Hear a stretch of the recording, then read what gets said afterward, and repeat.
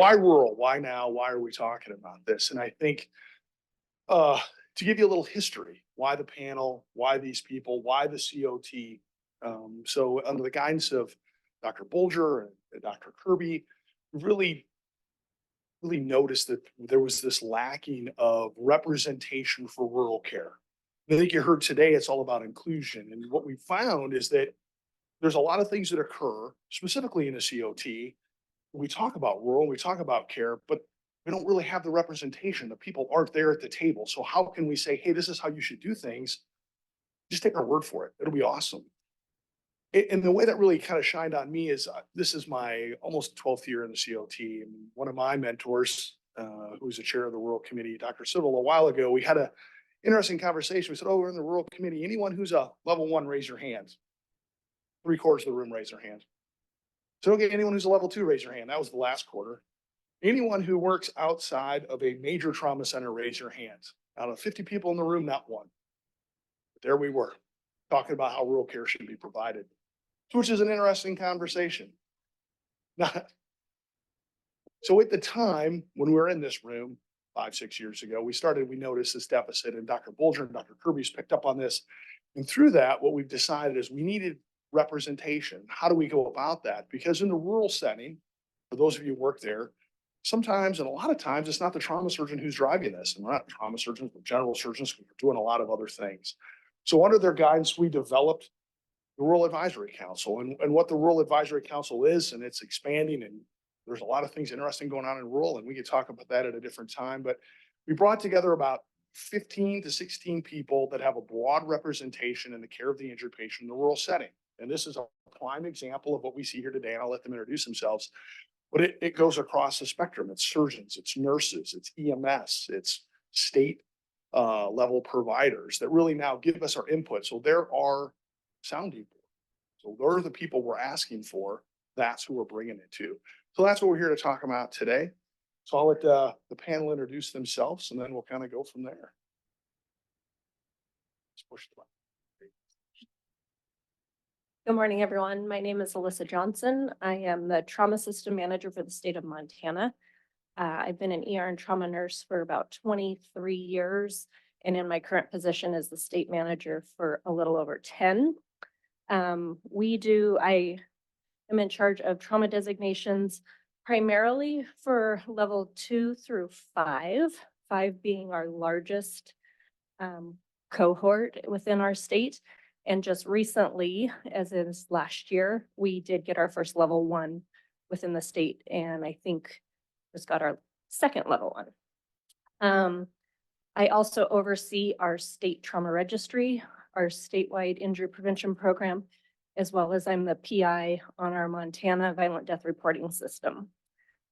I'm the immediate past chair of the National Trauma Manager Council for NASIMSO, and I do still practice as a trauma nurse at a rural level 2 within our state.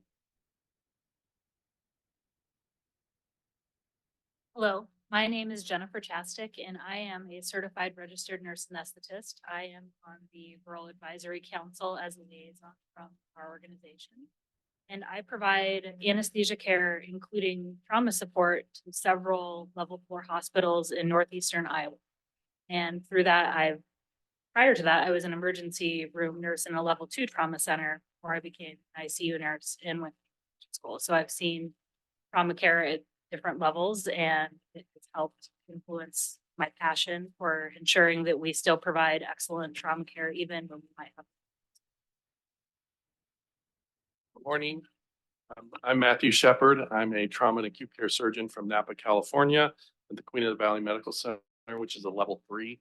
I've been there 15 years. I'm also the trauma medical director as well as the chief of surgery there. Prior to that, I spent the first 2 years of my career as a travel doc flying surgeon. I was known. I worked several critical access level 4 and non-designated trauma centers in 6 different states. Thank you for having me. Thanks for being here. We appreciate your travel. So let's start. We're going to talk about really the goal here is implementation of practice guidelines. So I want to ask you this question because I have my personal opinion. I'm going to leave it to you guys to answer this question. If you come from such a variety what is the challenge then? When you get two challenges, one is how do you find out about best practice guidelines? Let's start there. And then the next side of that coin is, what are the challenges to implement? So let's start with, how do you even find out about those? So let's start with you. Like, yeah, there's this best practice guideline that came out from East AASD. So wherever it came from, how do you find out about it? And what do you do with it when you find out about it? I think for me personally, I go to a couple meetings a year. The ACS Clinical Congress it's one, and then there's also a trauma dedicated conference in Las Vegas that they tend to have the most up-to-date things. Other than that, journal articles. But I think to your point, there's the East, there's the West, there's the ACS, there's AAST. Sure, I forget somebody else. There's a lot of societies. So trying to get them all together and keeping up on everything is very challenging for us. And like I said, we do more than trauma, so we're in general surgery, endoscopy, a lot of stuff. So keeping up on all the guidelines for everything we do, very challenging. Alyssa, how about from a state perspective? Because South Dakota is a lot like Montana, where it's just a wide breadth of people who don't always care for trauma patients on a daily basis. Exactly. And a lot of our providers don't go to those national conferences. So I don't think that they necessarily do get the most recent information unless we push it out at a state level. We do have a statewide trauma conference. But I think most of the time they're probably Google, to be honest, and looking for those up-to-date information. Digging that a little bit more, how do you as a state, you're a state representative, how do you garner that information? Pass on? How do you even know where to go or what to do to help guide people who are implementing stuff? That's it's a hard question. I think it also comes down to very specific, if we're looking for a very specific treatment or something like that. We don't necessarily garner all the new information every year and then push that out. I think people, when they're looking, they have a patient that meets this criteria, then they go and ATLS is a big one. We do push that out. We at the state, we do 6 courses a year. Those are the only 6 courses that are done in the state of Montana, and they are pushed out through our office. So ATLS is a spot that we can touch a lot of our providers. And that would be where a lot of our smaller facility providers get their most recent information. Jennifer, in the world of anesthesia, because you do a lot, you have a lot going on. How do you distinguish what's important for a trauma patient? Guidelines, societies, how do you go about that? Absolutely. That's a great question. I would say that we work closely with the providers in the emergency department. Several anesthesia providers in my group have chosen to be ATLS certified, although not all of us are. So then we disseminate that information to the rest of our colleagues. And I would say that the ATLS information, to echo what you said, Alyssa, is the predominant way that we look at guidelines. It's what the emergency providers follow. It's what we follow. And those guidelines aren't always updated very frequently, as you know. So there might be a lag between what is current evidence-based and what is in the guidelines, and how we get access to that is challenging because a lot of information and journal articles can be behind paywalls. So when you go to look for information even in my profession, you can meet barriers when you really want to find out information about something that seems novel and useful, and you can't see the design study. You can only read a summary. It's hard to apply what you might be able to find. So I think it's a challenge across multiple disciplines. You mentioned that finding stuff and paywalls. It's very interesting, but you feel that you represent a different society than, for instance, most of the trauma surgeons we're talking about best practice guidelines. Do you feel that those development societies were making, they reach out across different areas? Do you feel that occurs? I think that across healthcare, there are a lot of silos where people publish things that are of interest in their own specialty without potentially reaching out to other specialties and seeing where there might be crossover or ability to get information that could shape or enhance some of that, and not just between specialties, even between nurses at the bedside and providers who are sometimes making decisions. There can be gaps in communication and gaps in what someone might think is going to work and then what actually ends up working when it's all said and done. And I think that research is hard, or that data is hard to mine into research and to allow it to be. I think that's what's really powerful about, well, in Montana, we do the team course. It's equivalent to the RTTDC course. And that's getting all of the people in the room speaking, breaking down those silos, getting EMS in the room, getting nursing in the room, getting providers in the room, getting dispatch in the room, and talking about a patient's perspective all the way through. I think that that's extremely important, those types of courses.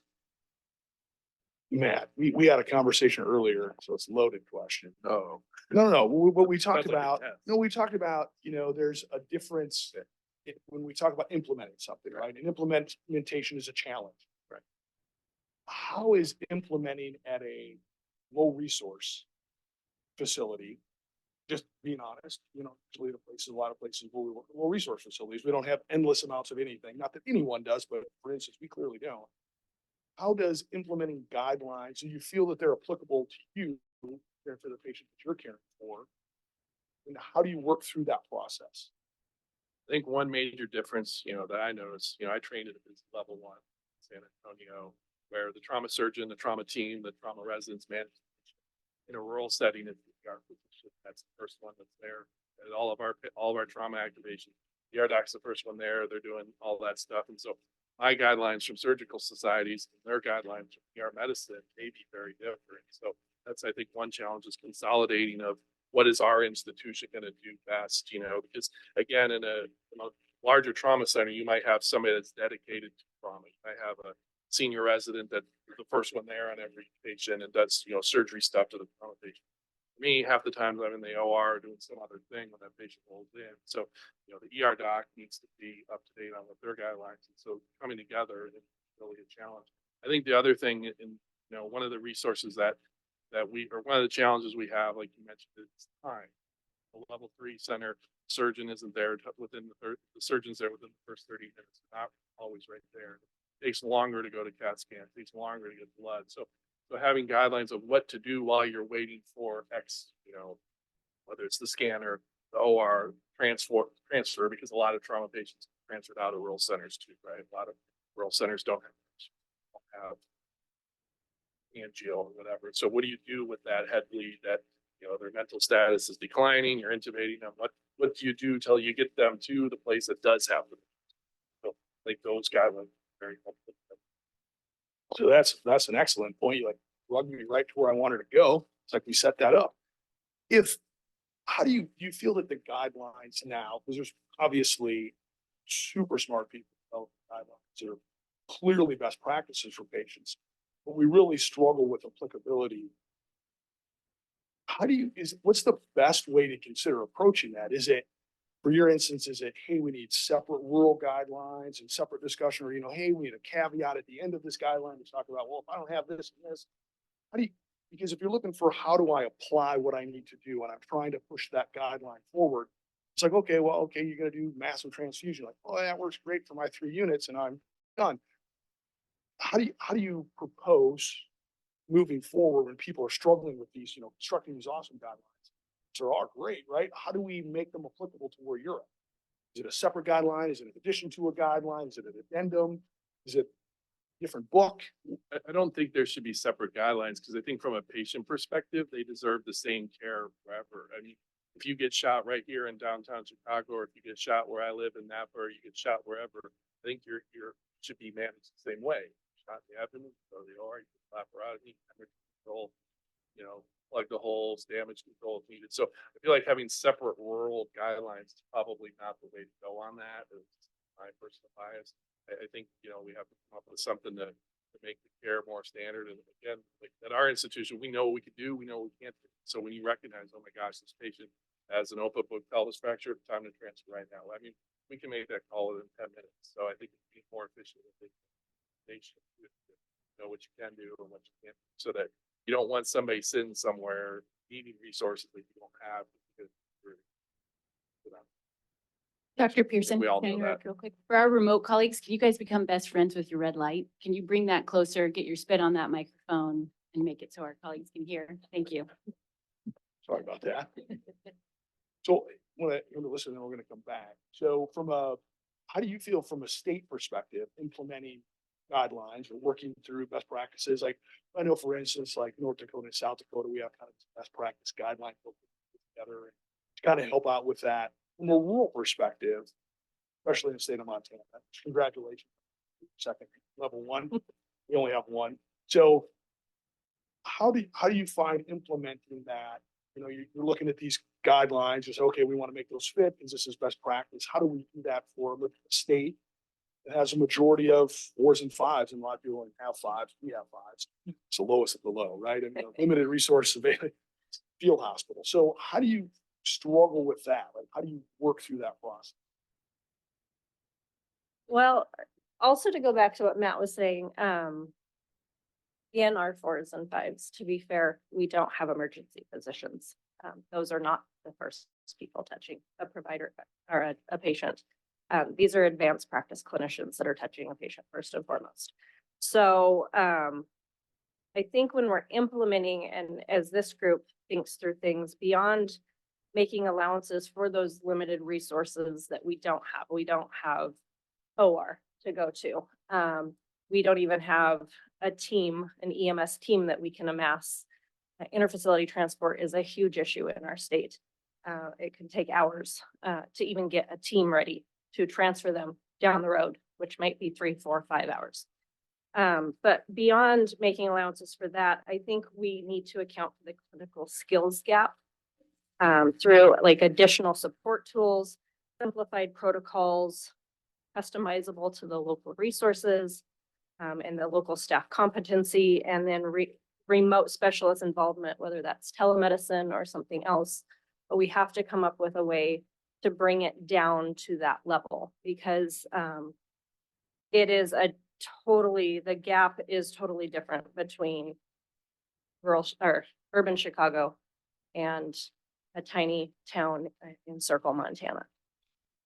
Jennifer, how do you take that? Because obviously, larger center, you're going straight to the operating room, there's waiting for you. Rural center, Matt and I talked about this, and I agree. I work a lot of rural facilities. I mean, they all have to come in from home. It takes 60 minutes. So now you're in a different boat.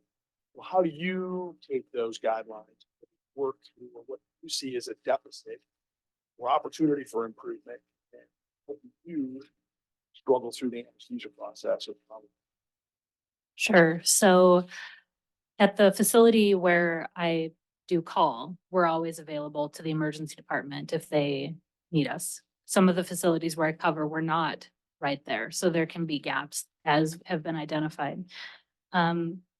Oftentimes we find, even if we have a patient that needs to be transferred, there aren't beds available. So as you mentioned, there could be hours. I think if there were guidance on what we should be doing with these patients while you're waiting to transfer them, that could be helpful, because it has gone from, don't do scans, get them out the door as fast as you can, to, well, we can't get to you right now, we're full, please do some scans, and then rescan them in 6 hours. And if they haven't continued to bleed, go ahead and send them home on Keppra, where before we were just supposed to send these patients straight to the level 1 center. So this gap is challenging. In the anesthesia profession, we have some things that happen infrequently but can be critical. Malignant hyperthermia is one of them. And we have a dedicated hotline that we can call. And you're always going to get to talk to the people who can guide you through some thought processes when you have a patient like this. I'm wondering if there would be the ability, instead of siloed telemedicine, for there to be some sort of universal line that could be called. I mean, we talk about if there were unlimited resources to make this happen, but then there would be a consistent source of information or resource for these hospitals that you mentioned, might be taking care of things that happen with a low frequency but have high critical impact. Also in the state of Iowa, we have a mobile sim lab that can travel to rural hospitals and allow for these teams to practice together what it would be like to care for patients. If we could have sim labs like that in hospitals that could travel to these facilities and allow ER physicians, surgeons, advanced practice providers to practice some of these high critical skills that they don't get the opportunity to do except for when they go to ATLS. That could help. It could help a patient.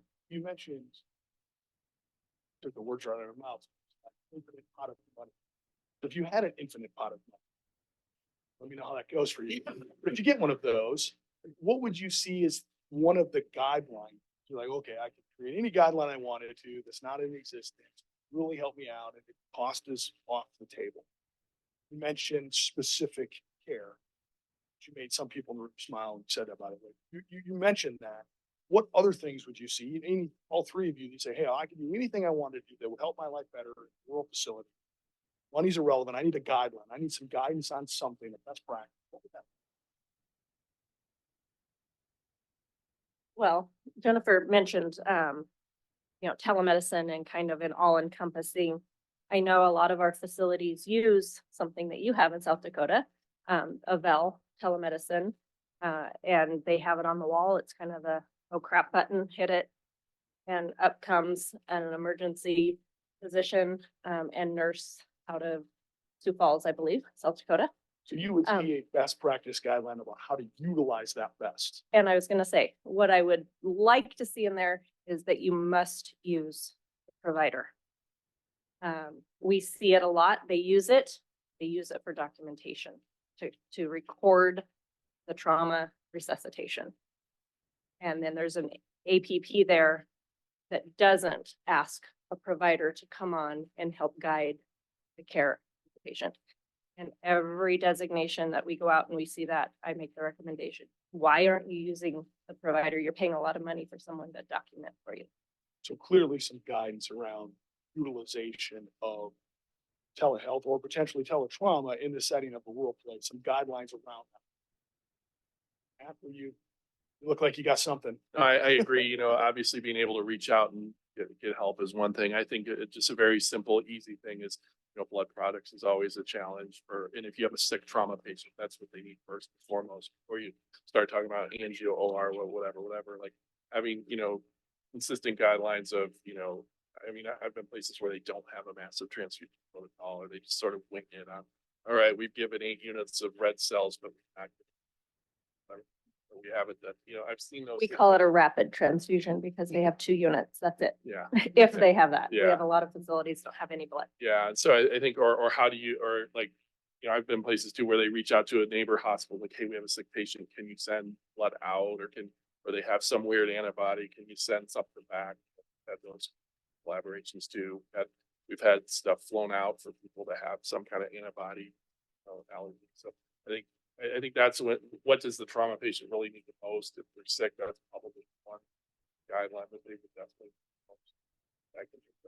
So I got the lecture. I'm supposed to talk closer. So I apologize for those who haven't heard me. So the kind of this last question, and we'll open up to the audience is, what one thing have you done, your facility, that you kind of thought outside the box, like, man, this is great. We're doing awesome with this. They should think of this as a best practice guideline. Like someone should take my idea and run with this. You have ideas that you've done that you're like, yeah, this is awesome. We should share this. So one thing that we worked on in the state of Montana, it was 2019, right prior to COVID, got placed on the back burner during COVID and then came back and was really implemented in 2022, is something that we call the Montana Interfacility Blood Network. And it is referring to what Matt said and what I just said. A lot of our facilities don't have blood. This is cross-cutting. A patient can be picked up at one facility, and if you're driving by a facility that has blood, you can swing in. This is kind of like McDonald's of blood. They hand you the blood and you keep going to your definitive referral center. So you don't have to unload the patient, check them in. This is emergency blood only, O pos, O neg. But that was something that, and it's been used several times in trauma and not in trauma. So a kind of a statewide or system-wide blood utilization for a transportation of a patient in a low resource environment. Exactly. And we have two blood, centers. We have Red Cross and Vitalant, and it utilizes both. It doesn't matter what type of blood. We work with both producers, and we're able to get this implemented. Jennifer, anything that you're thinking, I do this and this is great, we should work on this? Well, I kind of mentioned simulation earlier. Something that all our facilities have given us great feedback on is whenever we do simulation, whether it's a scenario that we run through in the emergency department, or even starting with EMS to the emergency department to the OR or transfer, that everyone just feels so much more confident and prepared to take care of a patient if they actually arrive. I wonder if it would be beneficial for there to be scenarios sent out for hospitals to do simulation quarterly, or like I talked about mobile sim labs, or we've done, it's going to sound a little morbid, but we've done deer labs or pig labs where providers practice placing chest tubes or doing surgical airways, so that if that were to present itself, they would feel more comfortable and confident to take the steps that are needed if the surgeon isn't present at the time. So I think those are things that could be built in to help support what we do. So like a guideline around limited kind of like procedural basis stuff. So for instance, in South Dakota, the average chest tube at a level 4, level 5 is 1 per year. And if you look at there's 3 or 4 providers, it means that a provider may put in a chest tube 1 to every 3 to 4 years, which may shock some people in the audience, but that's the reality we live in. So then when they want to do it, they don't. So now we've gone to flight medics and those guys putting in chest tubes, which don't cringe. That's just the way it works in the middle of the country. So having a guideline around saying potentially like this is kind of expected volumes and this is best practices. And if you can't meet those, then maybe there's some alternatives that you can do to maintain your skills. It's great. Matt? They took my 2 answers. No, I think what she said, the simulation lab is really important, because one challenge I think that most hospitals now have, but rural hospitals have more of, is you have a lot of turnover on your nurses, a lot of travel nurses, a lot of locum docs. I think most rural hospitals have some extent of ER and surgery locums guys. So having, those simulations of this is what we do, this is where the chest tube equipment is when you need it, those are very helpful. I think one guideline that we came up with, which is just kind of a simple one, a level 3 trauma center, the surgeon, the anesthesia, the OR team, they're not in-house 24/7 like they are at a 1 and a 2. And so that puts a patient at risk if you have somebody that's really decompensating. So we came up with a guideline of like, okay, well, when you get this trauma page, if it's, penetrating torso trauma, if they tell you that they're hypotensive from, a blunt, motorcycle over, we call in the OR on that right away. And there's no pushback from the, it used to be that the OR team would be like, well, has the surgeon seen the patient yet?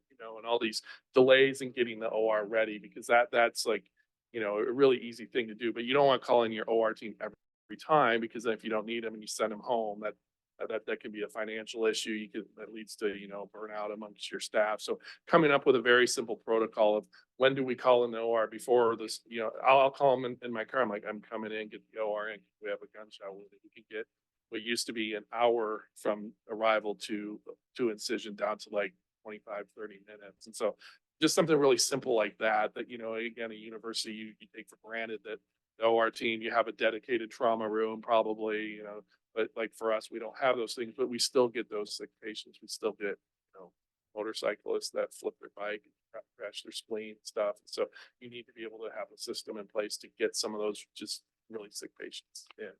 So some type of best practice around almost facility management. We Facility, struggle with that. Yeah, obviously in the rural center where we struggle with, hey, it's 45 minutes if I fly this patient to the level 1, Right. or it's 50 minutes if I Right. keep them here next lap with myself. What should I do? So, unique situations in a rural center that not larger centers don't struggle with those decisions, but how do we develop some best practices around? We have conversations about those. We had one at the clinical congress last year. Yeah, we have conversations, and I think we collaborate with the universities in our region, which is UC Davis, UCSF, and Stanford. If it's somebody that needs an operation, you need to do it. But if you get into we could fly for angio of this spleen, or I could take it out here. What's better for the patient? 45 minutes to get an angio of his spleen versus a laparotomy, then you sort of get into the difference. To say, oh, I have someone that's shot and I'm going to fly him out, that's me as a decision. Yeah. But if you're transferring it, you get into that. Which one do we do? And that's, I think, where you have a good network where the people at those universities. I think that's also a function of like your state system. We have our quarterly meeting, talk with those guys about. We had a case like a couple of weeks ago about forearm compartment syndrome. We weren't sure, is it not? And we hadn't done one of those in 15 years in our organization, between ourselves, orthopedics, everybody. And we ended up sending them to one of the universities, and it turned out not to be compartment syndrome. And like, if we would have kept that patient here, we would have filleted that patient's arm open, that they probably didn't need that. So, having those kind of guidelines of when you collaborate, when you transfer, those are also, I think, very, very helpful patient workflow issues. Perfect. Well, thanks for your discussion with me. Let's, for the last 10 minutes, I want to open it up to the audience at large for questions for rural. Perfect. And Dr. Pearson, I'll kick us off with a remote comment and then a question that we got via text. So the comment remotely is that the comment regarding having the flight team place the chest tube makes some folks cringe is interesting. In many cases, that flight crew member might actually have multiple reps per year, which is what we're acknowledging on either actual patients or in simulation cadaver sessions with their flight program. I think that's a perception issue that needs to be addressed. That having a high skilled flight crew perform a procedure in a hospital is somehow cringeworthy for some folks in the trauma world, which I think is just echoing what you guys are saying. So I wanted to emphasize that. Let me clarify. I did not mean that was cringeworthy for me. Exactly. Because I help work with these people and train them. I Right. think that it may be not accustomed for some people in the room to understand that. But the other thing is, when we do that, I'm not saying it's wrong, and I'm not saying it's right. It's probably not the discussion here, but when we shift care, we also now have set up some providers to not be able to do other things they need to do if they're not practicing. So cringeworthy is not a word that I meant to discredit flight crews at all, because I work with them, I train with them. I think they bring a clear resource. I think it's a discussion that when it comes to best practices, what are the best practices? And I don't know them. So I concur that it's a good thing. Yeah. I didn't mean to offend. No, I anyone think that your did that. commenter agrees with you that you just Yeah. know you have situational awareness to know that some people will cringe and we need to change that.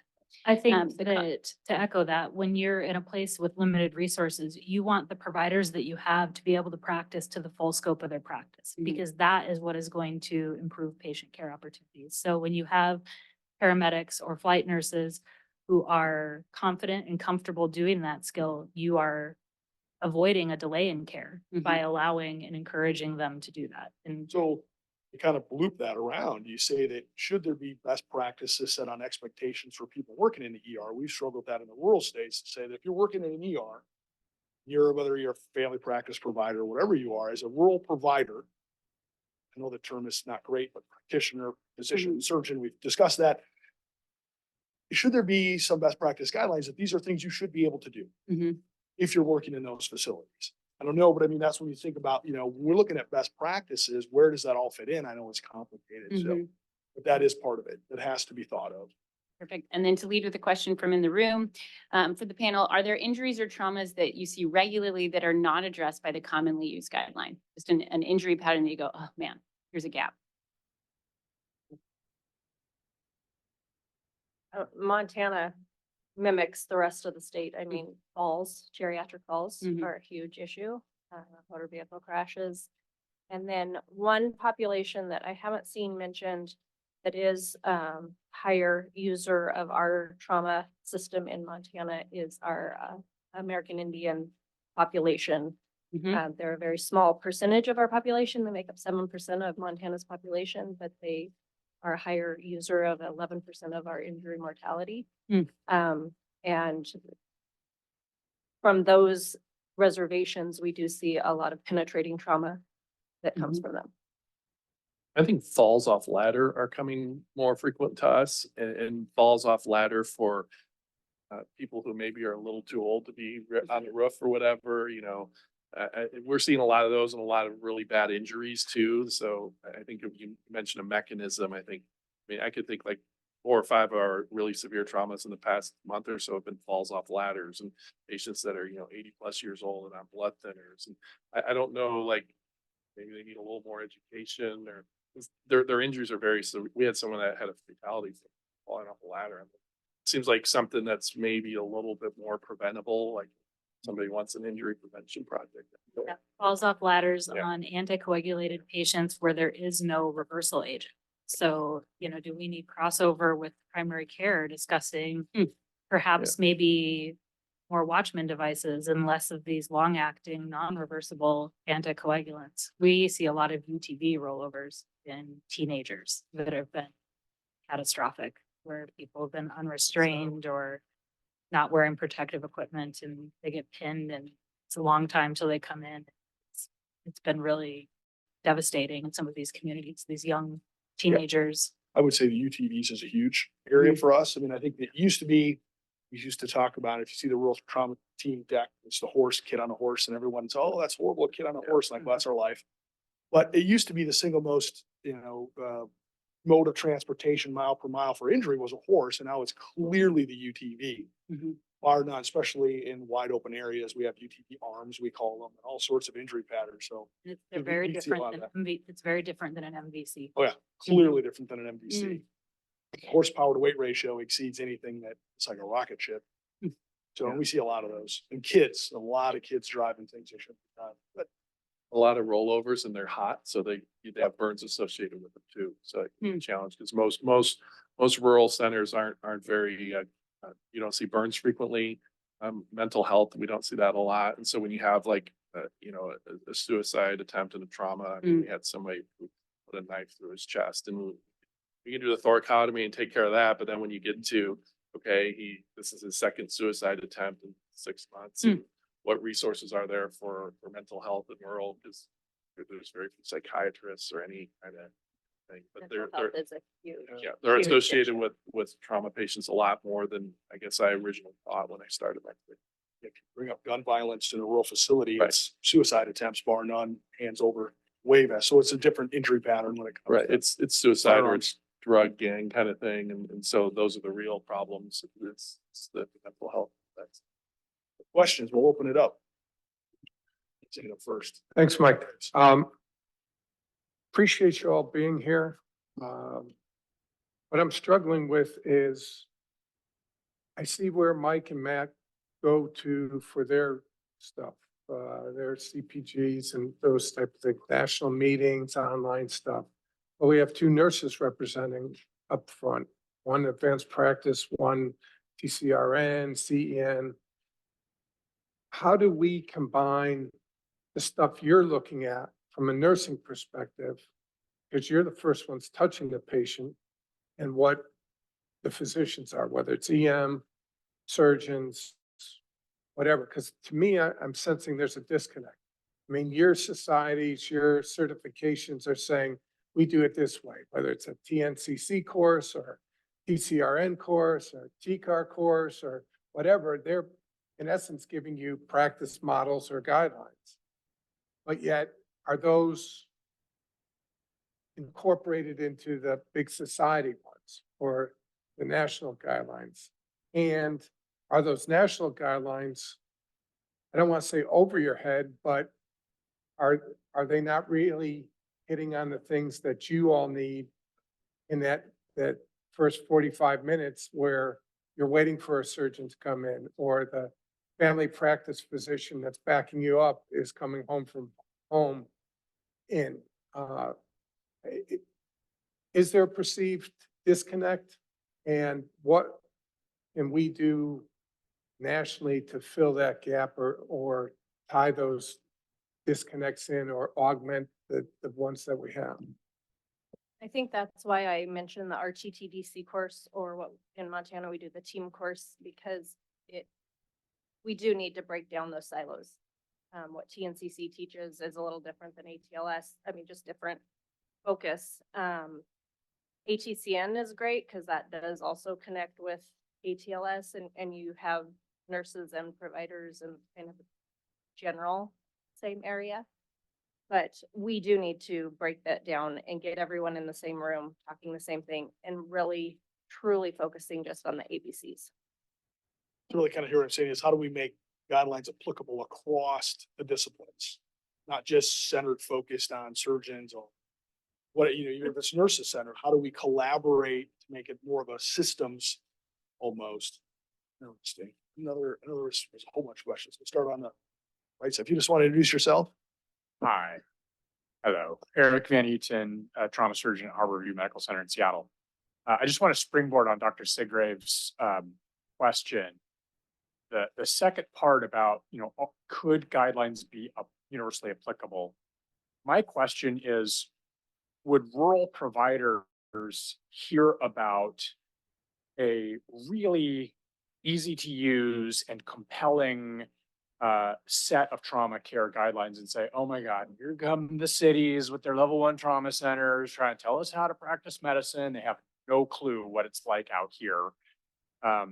Is it just like that perception a serious roadblock that we need to address in this process? And how? I do think what you just mentioned is an issue because, I say it comes up when we have our every 3-year trauma survey. We have 2 reviewers from University of wherever who come in and you say, yeah, it took you too long to get this patient to the OR. I'm like, our OR's not a house or all those things. And so, yeah, I think like having rural providers involved in some of those committees on a bigger national level would help on one end. I think too, and to the question back there, I know what we did, there's so many surgical guidelines and there's ER societies and there's neurosurgery, whatever. And so, when you have your hospital multidisciplinary trauma committee, you just take those guidelines and come up with, this is our workflow from patient rolls in the door till this, but this is what we do. It doesn't matter who does it, whether it's the surgeon, the ER doc, whether it's the senior ER doc or the PA that's on duty, whoever sees the trauma patient, this is what happens to a trauma patient at my institution. So doing something like that on a more scale, thing, I think is a way to go. It takes a lot of work because like one issue I'll point out is like the DVT prophylaxis for neurosurgeons with head trauma versus surgeons is so different. Like if I have a neurosurgery trauma patient, they have a drop of blood in the head, the neurosurgeon is going to say 2 weeks. No, don't resume their anticoagulation, and then their primary care doc comes on, but they have a heart valve. And so you get into those kind of things of who does what, who owns what, and I think too, you mentioned back there primary care. Rural hospitals have, I think, more of a presence of primary care than universities do, because you mentioned you're at Harborview. How often is the primary care doc for your patient on staff at Harborview? Anywhere in Northwest Washington, right? For us, at rural hospital, you're the only hospital in the community. The primary care doc, they are on staff there. They know their patients there because the patient's family calls them and they said, hey, dad fell, and primary care docs know dad for 20 years, so he's going to come see dad.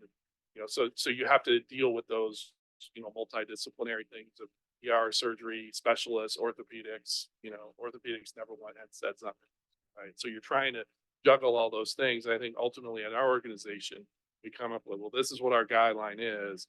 And I think maybe on a more national level, come up with something very similar to that. We have 15 lines of from when they come in to when they get dispo. This is what happens. This is what the goals are.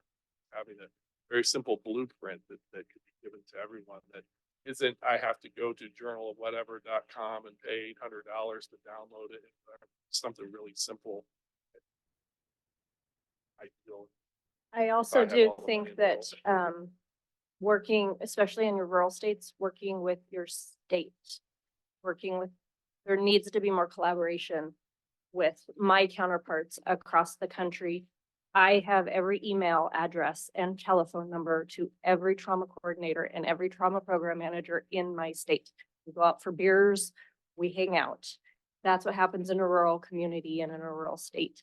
And if you want to get guidelines out, push it to the state, it can be pushed out across the state that fast. We have a trauma forum that everyone subscribes to within our state. So I think there needs to be more collaboration. I agree. Yeah, you had a comment? I would say that we have in Iowa a very strong relationship between the University of Iowa and the rural hospitals. So when we get guidance from the University of Iowa, I don't think there's a lot of pushback because there's been a good working relationship. And whatever can be done to foster that, whether it's having, I'm sure it's difficult to implement, but having residents come and see what it looks like in a rural ER so that when they start participating in guideline development, they have a clear picture of what resources we really are looking at. I would agree. I think you've heard this spoken hub theory, right? There has to be a collaboration between the larger centers and the rural centers. And that's usually the way things work nowadays. And there's that trust that's built. We've also found that really working with the states, it's really hard to disseminate a broad breadth of information to facilities that they don't do it every day. The state, especially for 4s and 5s, really tend to be that conduit. So getting them involved with disseminating information works out very well, and that's spoken of wheel. So I think we have time for one more. We're available anytime, all week, or all next couple days. We're here. Good morning, Susan Evans from Carolina's Medical Center at Atrium Health in Charlotte. We, after quite a few years, got a virtual surgical critical care service line up and running where we are helping manage the patients primarily in the ICUs in our 9 hospitals, which range from level 3s to level nothing, to not trauma centers. And it's making me think, does it, as you talked about some of the telemedicine options, rolling it out, we also can see the patients in the emergency departments because they have a rolling robot there. The ICUs are actually wired. So it's all virtual, it's all video, not just audio. But is there a value of having sounds like you talked about maybe a national process? Would it be helpful to have it be video as well? Or does that not even matter and you just need a phone call to have access to the right people at the right time? Let these guys comment on it. I think video is really important. I think you get a sense of what's going on in the room, even the level of urgency with which things are happening, the ability to have films put up after interventions have been done so that someone else can put eyes on it in case, there will be a radiologist read, but it's not, sometimes there's a delay in that too in the middle of the night. And we find out, oh, this patient had a pneumothorax, and it would have been really nice to know that before we intubated them, and now we have a big problem. So I think video is probably pretty crucial for these situations. Yeah, I would say being able to look at the images, because I can make most of the decisions or recommendations based on like, how big is that pneumothorax or how big is that, I believe. But being able to look at the images has to be part of that video of the patient will be great. Sounds like I need to be part of the rural program. So we have, Space. just as an example,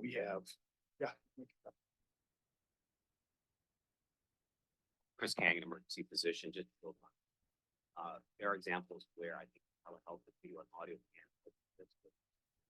where you are or in trauma. I think this offers great information that should have. I would just say, going with our rural care and reports to people up there. National is a thought. Know the people, the local people. I won't disagree. So just in closing, to answer that, for in South Dakota, we have around 50-ish hospitals, and every single hospital is wired for telehealth with video in the ERs. So I think in the rural states, it's a very robust system. It's almost, I don't know if it's right or wrong, but the one thing I will call, it's a little bit of the Wild West. Telehealth is a little bit of the Wild West. A lot of guidelines, kind of things are going crazy. You don't know who you're going to get all the time. So a lot of variance. In closing, I'd like to thank the panel. Thank you for coming. Thank you for helping out today. They're available hopefully for the remaining time. If you have any questions, please direct it to them. Thank you very much for having us. Thanks. Thank you, sir.